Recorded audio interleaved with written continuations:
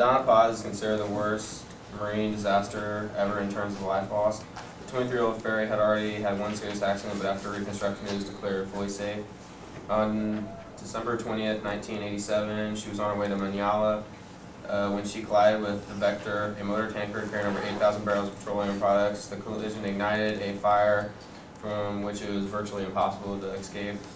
Only 21 people from the Donna Paz survived by diving under the sea of flames surrounding the two ships. The extent of the accident was increased by the sloppiness of the crew. Although the Donna Paz was licensed to carry only 1,518 passengers, subsequently the interviews have revealed that the total number of casualties were over 4,000. Many of the victims were families on their way home from Christmas holiday.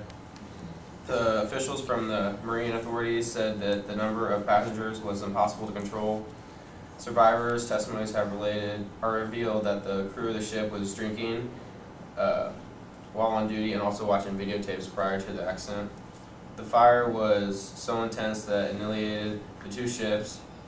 Only 270 bodies washed ashore, and the U.S. Air Force later said that it was like it never even happened. And that seemed to be the conclusion by the Philippine government as well. After the accident, an investigation was commenced, which very quickly faded. Very few survivors and relatives went to court because they had little faith in the legal system. They've already lost so many people.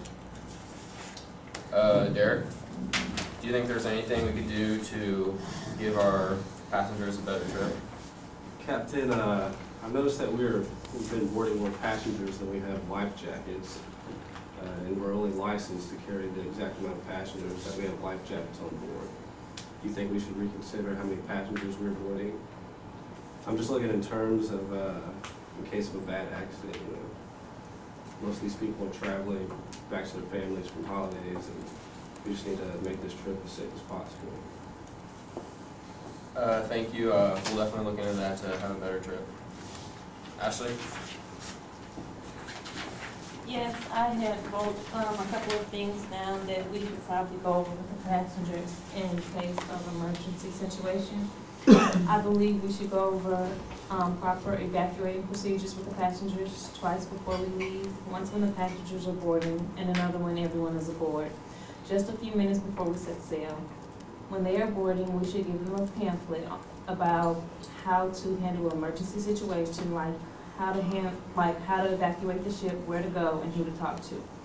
And once more before the ship leaves the dock on the intercom, so everyone aboard hears the message, and the passengers know exactly what to do in an emergency situation.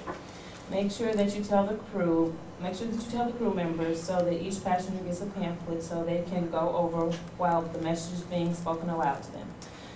We as crew members have to set a good example for the passengers as well. We need to stay well composed and help anyone in the best way possible. Thank you, Ashleigh. I think that's a good idea. So, in case we do have an accident, we'll be able to get off the ship safely and everyone will be safe. Nikisha?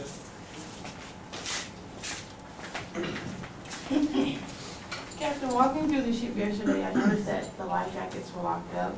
I think we should take the locks off just so it can be easy to get to them if we need to. Just to be safe, because you know people usually panic when they're in scary situations and you want everything to be with you.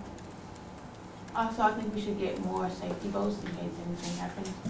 We want to have enough boats so everyone will be able to be safe. We want everyone to have somewhere to go, just the ship.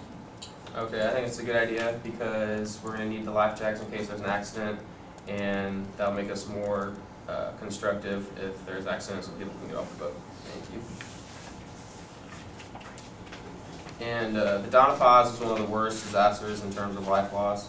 Over 4,000 people died, and many were going back to see their families and loved ones. There are many things that could be maybe prevented this tragedy, or at least gave the victims a better chance to live after it collided with the Vector.